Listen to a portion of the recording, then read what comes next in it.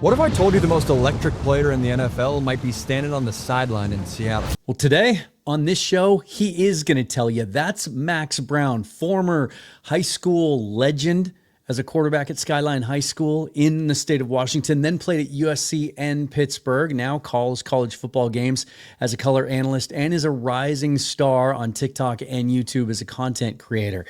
And he's going to come on and share his thoughts, talk a little bit more about that video that he did produce on Jalen Milroe and how impactful he could be as a rookie for the Seahawks. Now, we've talked about the concept of Milroe being used as a weapon, as a rookie, but what about the execution of it? Max is going to get into some specifics, things we've seen him to do before at Alabama, and also things that we have seen another player do in a similar fashion and actually do it recently for the Seahawks' new offensive coordinator. He's also going to give us his thoughts on Sam Darnold with some unique insight there as well, because he and Sam were teammates at USC. So he got to see him operate and how he thinks about the game, approaches the game up close and personal. Max Browne on this edition of Seahawks Forever. Welcome to the Seahawks Forever podcast. In-depth analysis on everything Seahawks. And now, here's your host, Dan Viens. What's up, guys? Welcome back to the show. The merch store has launched. You can see it down below if you're watching on YouTube. But even if you're just listening on audio, in the show notes, you should be able to see the link, as you will down below in the YouTube description. And if you're watching, I'll put a QR code right over here as well for you. Wearing the hat. Just came today, got the coffee cup, got a couple of things on the way. Also doing a giveaway. If you are a paid channel member of this YouTube channel or one of the paid tier members over on Patreon, going to give away a polo shirt with this Seahawks Forever logo on it. It's light gray. It is large, size large. I already have it in my possession.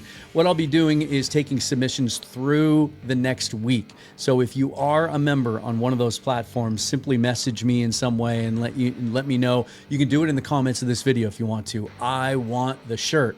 I also sent out a community post to anyone who's a paid member and also sent messages out on Patreon. You can answer me that way as well.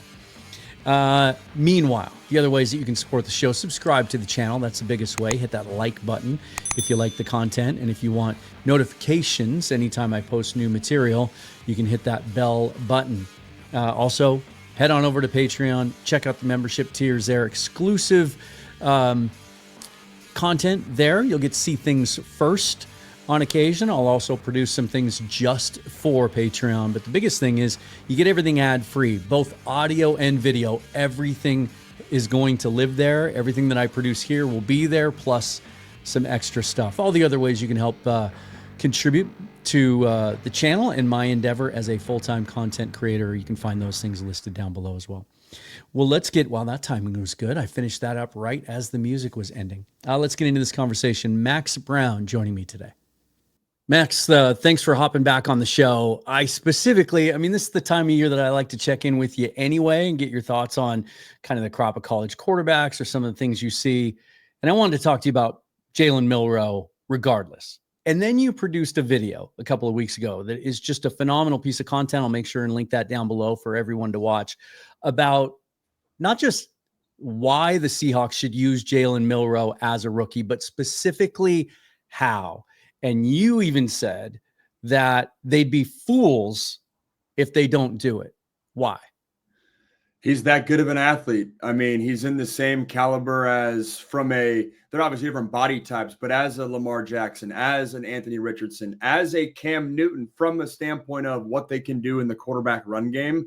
I'm not saying Jalen Milroe is Cam Newton tomorrow, but I am saying the same threat that Cam Newton was in the red zone, maybe not goal line when you just need 12 inches, but from what you can do from the quarterback run game perspective, Jalen Milroe is that good. And I appreciate you shouting out that video, but when you go look at Alabama's film, it is incredibly unique what they're doing in the quarterback run game in terms of treating him like another running back. And it's not just, hey, we have a quarterback who can run. No, they're literally doing run schemes where they're using their starting running back as a lead blocker, almost as if he's a fullback, and then treating Jalen Milroe as like the running back in those concepts. He's that good of an athlete. I think that's why John Schneider got so excited about what his upside could be. I was of the camp that I thought he should have gone back to school because I don't think he's ready to start in the NFL week 1 from his passing ability. He's not where Lamar was. He's not where Cam was. And so he's got a lot of room to grow there, but obviously an incredibly exciting prospect. I do want to get your thoughts on what you think his overall ceiling is as a quarterback prospect. But before we get into some of the exact details that you talk about, it's one of the reasons this is so fascinating, the layers to it, because we've seen him do it at Alabama, as you're going to talk about.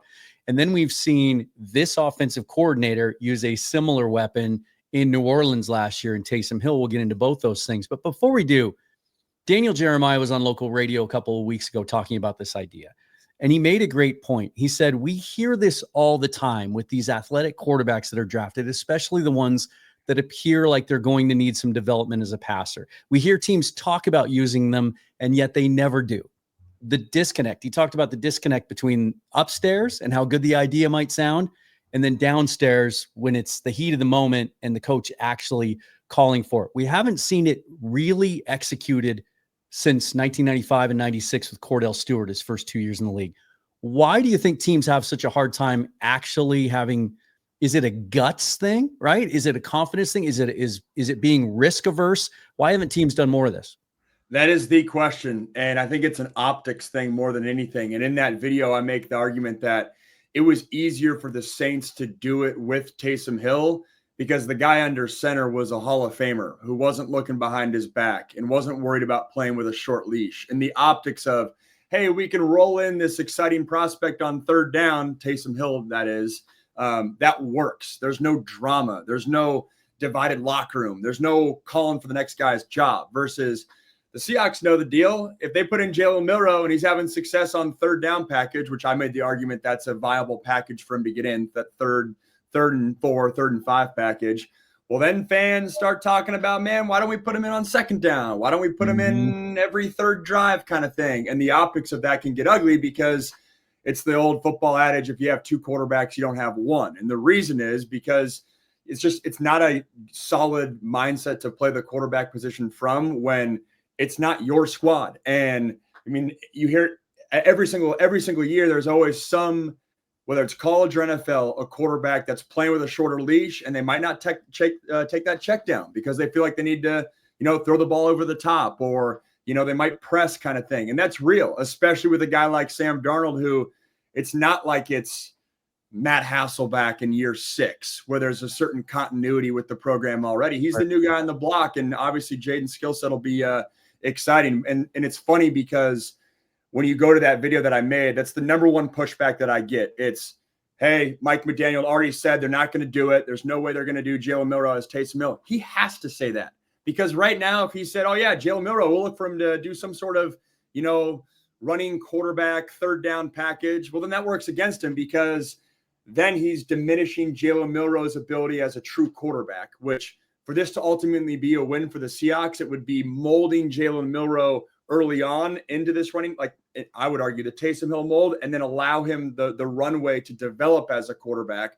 But if he already plants the flag that it's he's going to be a third down gadget guy, well, then you run the risk of hurting Jalen Milroe's confidence as a quarterback. I also think, again, Sam's, trying to figure out his spot within the locker room and to entertain, oh yeah, there's going to be a package for another quarterback. That's not something you're saying to your franchise quarterback right away before they've started a game for your franchise. So it's an optics thing more than anything else. Now, I saw some of those comments under that video, and the one in particular I think you're talking about, and it got a bunch of replies to it. And I do think some of those comments from Mike McDonald were taken a little bit out of context. What I interpreted his answer to be wasn't that he didn't intend to use him like they used Taysom Hill in New Orleans, but that they're different players and that they go about doing things differently, that he isn't Taysom Hill just stylistically. But regardless, that being said, and if we just focus on sort of the third down idea, which is something that makes a lot of sense. Seahawks have struggled in that area the last couple of years. Last year in particular, couldn't get any push in the run game. I think of the New York Jets game in particular, where they had 9 cracks at it from inside the 5-yard line, couldn't get in the end zone. They need something on third down. How specifically, and you talk about 3 specific types of plays that you saw Jalen Milroe run at Alabama. How specifically can some of those concepts carry over? Yeah, I mentioned one already, the zone read, which is a day one, every middle school offense is putting it in if they have a running quarterback. Like there's nothing groundbreaking about that. But Alabama's wrinkle last year is, so if you're doing zone read just on the most basic level, running back enters on one side, the quarterback's reading the other side. Alabama, after they would fake the ball to the running back would then switch gears and turn into a lead blocker. So you're gaining an extra hat in the run game. Again, treating Jalen Milroe like a running back, not a quarterback who can run in zone read, which is a nuance there. Check out the video. I'll explain that more. Then the draw game, which, I grew up in Seattle. I remember the days of the third down draw call to Sean Alexander. I feel like that was a Mike Holmgren thing, and then people would hate it and be like, "What's going on?" A lot of Max Strong on third and long too. A lot of Max Strong draws. Yeah, exactly. Maybe it was Max Strong. Your memory's probably better than mine. But when you're sitting at 3rd and 5, especially when you're on your own 40 or the opponent's 40, and you're kind of in no man's land, and you're not sure if you want to punt, and then the new wave of coaches being a lot more aggressive. When you have the ability to call a full-scale pass concept to the outside, and then, oh, by the way, have a draw alert where, hey, if the Mike linebacker walks out and he's guarding the slot receiver, that kind of thing, he's extra look at Cooper Kupp outside and the box is light, there's not as many linebackers, well, then maybe you have a draw tag as well, and it's just an added wrinkle there of, hey, he can still play normal quarterback, but then his legs, especially when you're in that awkward no man's land of do you punt, do you kick, what do you do there? That to me is a big weapon as well. How much risk is there of disrupting the starter's rhythm if you do this, if you're taking him out a couple of times a game? Is there any at all, or does it depend on the individual? I think it depends on the individual. Every starting quarterback's mentality is different. I think there are some guys that they're mentally, I won't say strong enough, because I don't even know if that's the case. It's more that they're just not wired to think about the other quarterback, and it doesn't bother them. There's other guys. I think I fell into the other bucket when I played football of, I was hyper aware of every dynamic, and it's human nature to, when they put in the next guy, and if that guy has success, that again, maybe you start pressing, or maybe you're playing with that shorter leash, which I don't think is necessarily the best mentality to have. That question's funny though, because for those of you in your audience that don't know, I played with Sam at USC. Mm-hmm. And in my first start, It was funny. Sam had a similar package for what I'm arguing right now of, hey, Max, you'll be the starter, week 1, but in certain third down and shorts, certain red zone situations, we'll put in Sam because he was more mobile than me. And again, I think it's a delicate balance to strike right there, because yes, I do think you can disrupt the rhythm of a quarterback. But if you find it where it's just this one package, or they kind of know when we get in this one situation, you're coming out. That was what the Saints did well, I think. I think there's a way to do it, but it's certainly a delicate balance. As far as just being an overall quarterback prospect, you mentioned that you would have liked to have seen him go back to college for another year. I was actually surprised that he came out when he did for the same reason. Some people felt like he regressed under Kalen DeBoer last year, got off to a strong start, maybe not as good in the second half. What's his ceiling? If his floor is as this and what you're describing and what you're talking about, what is his ceiling? How good can he really be, provided that, they put him on the right development path? I think his ceiling could be one notch below Lamar Jackson. I don't think he's as natural of a passer as Lamar was. And Lamar, he had 3 years of passing the ball really well at Louisville in college. But he's that good of an athlete. And I think that's why the Seahawks took him in the third round. It's funny because I'm a Seahawks guy, but I made the argument before the draft even started of I think he should have gone back to college. I wouldn't be the team that takes him in the 3rd round, because I think he has just a long way to go as a passer. But somebody will, because his ceiling is that high. Yeah. I'm not saying that's a guarantee, but he's a high upside prospect, which is why I think he went in the 3rd round and not the 5th round kind of thing. But the big ticket item there is, how can he develop as a pure pocket passer? So when he has to get through not only 1st and 2nd read, but 3rd read and 4th read before he goes down and runs the ball. I felt like last year at Alabama, he got a lot of favorable looks from opposing defenses because of his legs, like very cut and dry man coverage where you're not having to process a lot, which, hey, he's that good of an athlete. He'll probably still get some of that in the NFL, but it's a different beast in the NFL where I don't think defenses have to show their hand to the level they did in college. And then also, I thought Alabama protected Jalen last year in the pass game by a lot of the passing concepts they did call. They called a lot of empty formation, which I would do the same thing if I was Kalen DeBoer, because one, the defense is forced to show their hand. It's hard to disguise blitzes out of when the offense is an empty.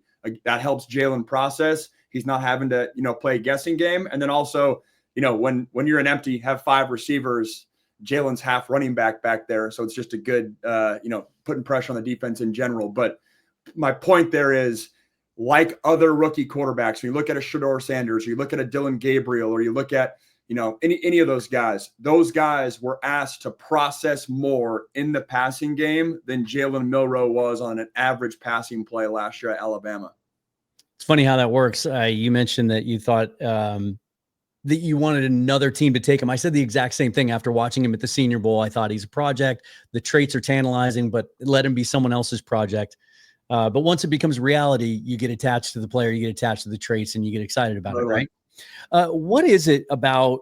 So we all know the issue, right? It's the intermediate passing game. That's where some of the mechanical issues that are well documented, and some of the work he's being done in the lab to kind of fix his footwork and how it's married to his upper half, and the inconsistency and the inaccuracy in the mid-range passing game. And yet he looks so good throwing the ball deep. Daniel Jeremiah even called him an elite deep ball thrower. How do you reconcile that? How do you explain the disconnect there between how good he is throwing the ball deep down the field versus the shorter stuff?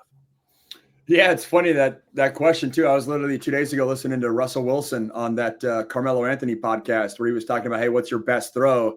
And Russ was like, oh, the moon ball, deep ball. Well, it's funny because that's like a really difficult throw to make, but Russ has a habit of making it look easy. And I just think the deep ball throw, sometimes it allows your brain to just turn off. I actually think that was kind of how I was too. If there's a certain feel, it's almost like you're hitting kind of a 60-degree wedge in a golf game where it just, you let your athleticism take over.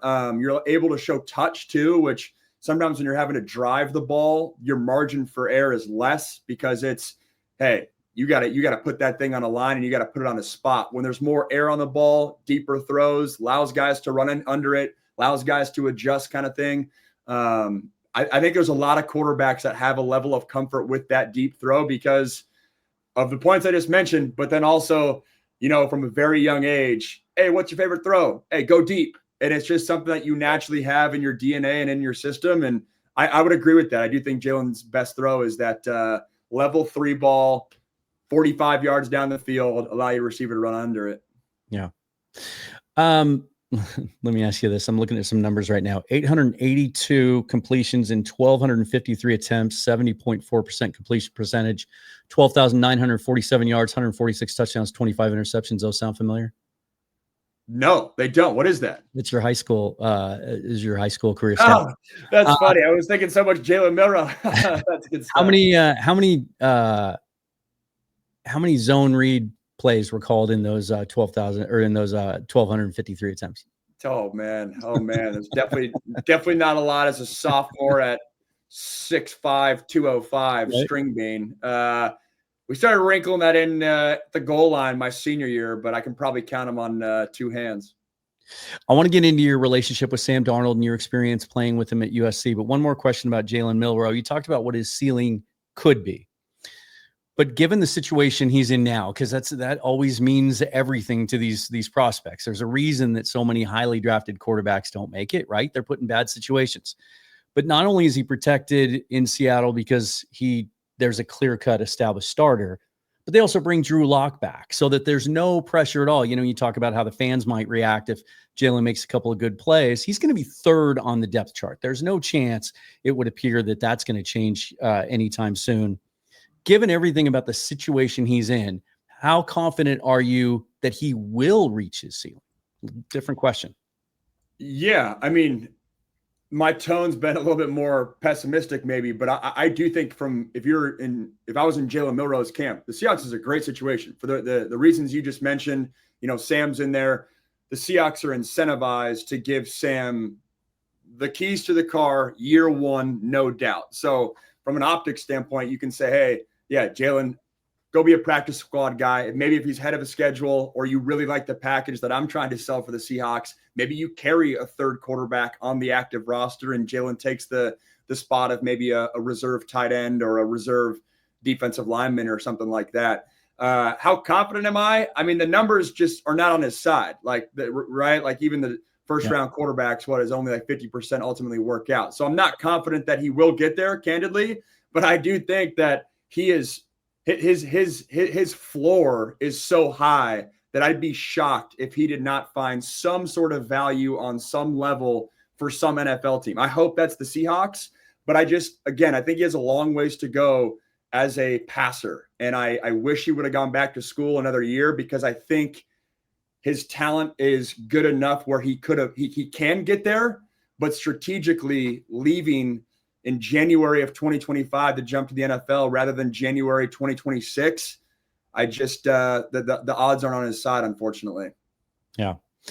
So you went to USC out of high school, and so did Sam Darnold. You got to play with him and get to know him. What can you share with us about your experience there, being on the same team with him, about how he's wired and his approach to the game?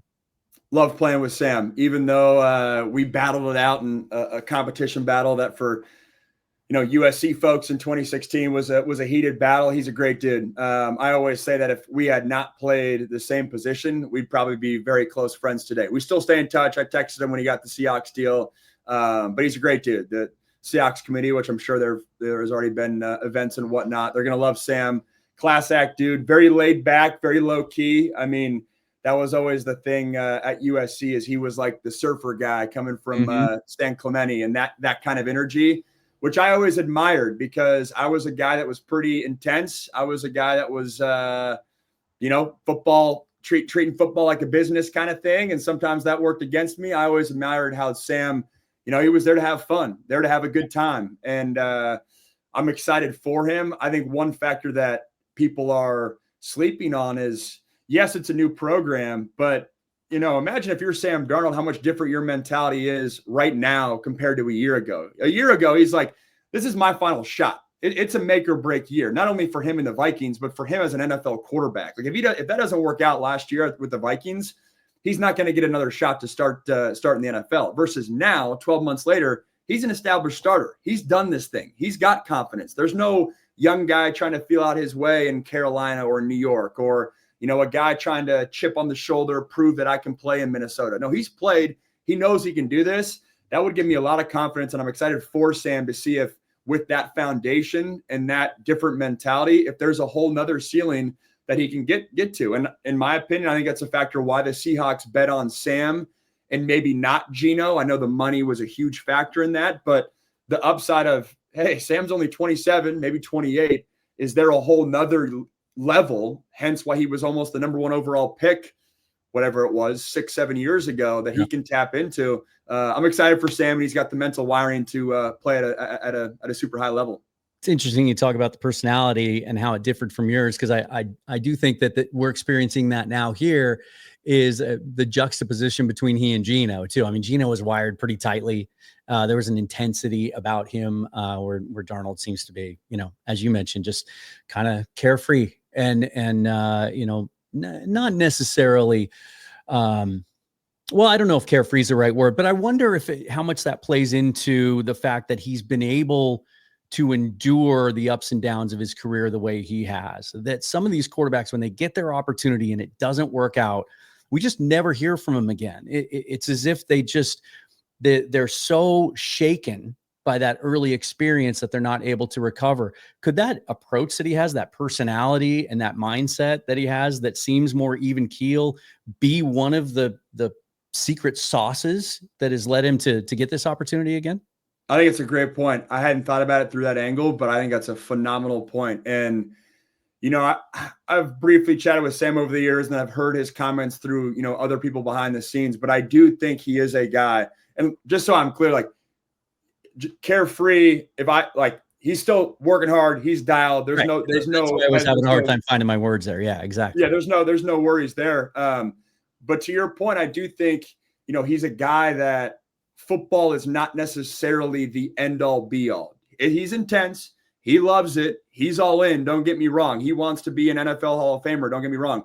But some guys, it's literally every ounce of their identity. And I think Sam had the ability to take a step back, especially when he was, struggling in New York and Carolina, and didn't necessarily work out perfectly in San Francisco. I think in his mind, he may have had a shot to start there, a backdoor shot to start there. But he had a level of peace of like, I'm doing what I need to do. It's not working out around me, but I'm not going to let this whole circus, get into a whole, depression or identity or, some of the crises that sound intense, but we've seen that with other quarterbacks. I think that's a great observation by you of it's allowed him to stick with it and have the perspective that, again, this is his, fifth stop, and he's only 27, 28, whatever he is. He could have a runway of another decade. So credit to him for kind of wearing those punches and continuing to stay the course. I mean, I think about that iconic moment that he had where, with the Jets on that Monday Night Football game where they caught him where he's mic'd up, right? And he said he was seeing ghosts. Even in that moment, like it wasn't that he seemed scared or overwhelmed. He was laughing about it. Yeah. Right? He was just admitting that, like, I'm getting my butt kicked, And I thought people took that out of context as well. Like when you're on the field and you're struggling, like, oh man, I'm seeing ghosts out there. Not people took that as he's aloof and he's clueless and the Jets are, absolutely doing nothing for him, which the Jets are their own crapshoot. But I thought even to your point, like that comment, I feel like he wore that comment and kind of owned it and didn't let the backlash of that one comment derail his entire career. Well, I appreciate the insight. You were close to this storyline in a way that not many people are. And so I was glad to have you on and be able to pick your brain a little bit about it. Let people know about your YouTube channel and I know the next 6 weeks or so till training camp starts, a little bit of a slow period. What are you working on? Yeah, I'm deep into the YouTube game. So if you're watching this on YouTube, pop on over to my channel. I've been really this whole off season trying to level up the YouTube specifically. I got my foot in the door into this media space on more of the short form stuff. So I'm active on TikTok and Instagram, and then hoping to call games this year in the ACC, called Full Package last year. So keep a lookout there, but on all the social platforms. And always good being back. Always good chopping it up with or about the Seahawks. I wore my lime green shirt and my drinking my Starbucks coffee. So we're all in today. Well, I appreciate it, Max. I'll be sure to link the channel and the video down below. And for those of you that watch this in the video, he's got the whiteboard out. You get to see the X's and O's and all that. So, we don't do whiteboard here. That would cost extra. So thanks, Max. We'll talk to you again. Thanks, Dan. Appreciate you. Now, I wanted to do this as well. I got a chance to talk to Corbin Smith yesterday, Seahawks beat reporter. He just got back from Renton, where he was at the VMAC all week watching the open to the media OTA practices. Corbin has always done such a great job as a credentialed beat reporter for the Seahawks. Wanted to get his thoughts on this topic and just his feelings. Obviously, we're not going to see the Seahawks at this stage working on these things for Milroe. He's running with the third team, not getting a lot of reps. But just in being around the team, how does Corbin feel about the possibility of him actually getting this kind of use as a rookie? Corbin, I know it's tough to gauge in these OTAs, Jalen Milroe running with the third team, not getting in as many reps, but just from everything you've been able to see and hear up until this point, just kind of the vibe and the feeling that you get, what are your expectations about how much and how they can and will use Jalen Milroe in some fashion as a rookie? This would just at this point be still projection, because in these OTA practices, you're not getting to see guys in pads and see sub packages getting utilized. And I don't know that they'd be showing us that in training camp anyway. But we did get to see his speed a couple of times running around the edge. So those are the things that are going to continue to tantalize Mike McDonald and Clint Kubiak. I still think from a projection standpoint that they're going to find a way to get him on the field for a handful of snaps every single game. I think that it would be malpractice not to do that with a guy that's got 4.39 speed at the quarterback position. I think they're going to find ways to get him on the field. And talking to Sam Darnold, I think Darnold's completely fine with if there's a couple snaps here and there where they're putting him in because he gets the athlete that we're talking about there with Jalen Milroe. So I wish that I could give you more in terms of, context here in terms of things I've seen in the field. But to this point, we haven't seen anything that's going to suggest to you, well, he's got these opportunities already in front of him. Like Clint Kubiak said, you got to go earn those snaps. And right now, he's just trying to get as much experience in this offense as he can and make a good positive impression. If he's able to continue doing that, I've already seen some growth from him as a pocket passer in terms of his form, his mechanics. If that continues to go the right direction, it's a weapon I don't think you can keep off the field. You're going to have to find ways to get him in a few plays a game, and it just gives opponents something else they have to worry about. And just to lend some further context to what we were talking about in that conversation with Max and I, you talk about the impact that Taysom Hill had in New Orleans, even last year when he only played 8 games because he was hurt. In the 10 games he missed, the team went 2-8. But in just those 8 games, playing again for Clint Kubiak, 362 total touches in 8 games, averaged 7.5 yards per touch. Now that's Wildcat quarterback stuff. That's catching the football. He also got personally accounted for 26 first downs in those 8 games. Now, is Milroe going to get that many touches as a rookie? No, of course not. Maybe this is something more like it. You heard Daniel Jeremiah, as I referenced in that conversation on Seattle Sports recently, talk about how it's a great idea, but it's hard to execute. And Max had a great answer, I thought, when it came to that. Teams are just risk averse sometimes when it comes to this. The last solid example of a player actually being used in this manner was Cordell Stewart. And you have to go back 30 years now. 1995, his rookie year, in 1996. He didn't become a full-time starter until 1997 with the Steelers. As a rookie, 5 out of 7 throwing for 60 yards and a touchdown. Actually threw for a touchdown on his very first NFL throw. And then 15 rushing attempts for 85 yards and a touchdown there, averaged 5.7 yards per carry. So 20 total touches, right? It's not a lot. I would expect it to be more than that, right? 1996, though, much more significant part of the offense, even as a part-time player. 11 out of 30 passing for 100 yards, no touchdowns, though. But as a runner, and one other thing that I had forgotten about, but as a runner, 39 carries, 171 yards, 5 touchdowns rushing, including an 80-yarder. But then receiving, I'd forgotten how much they involved him in the receiving game.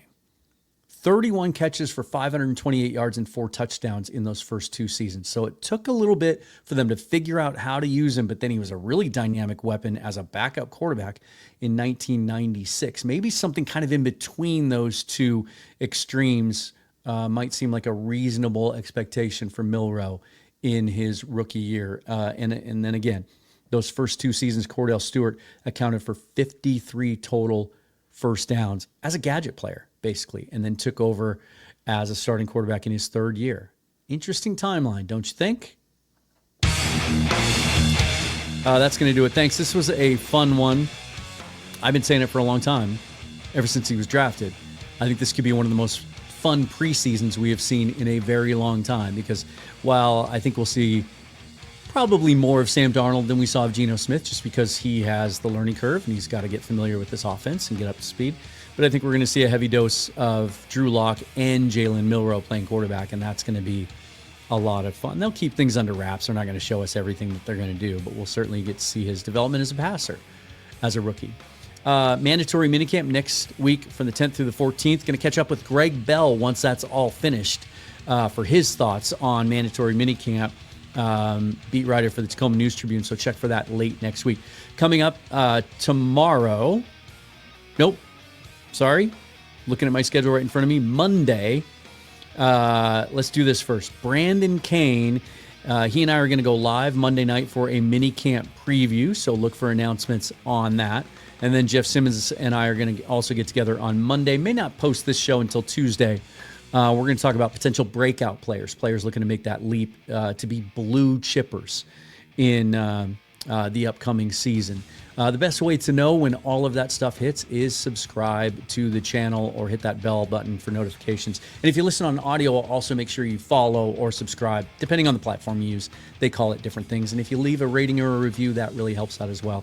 And again, all the other ways that you can support me and the channel listed down below. Get one of these new hats at the merch store if you would. Forever and always, go Hawks. Thanks for watching. You guys have a great weekend.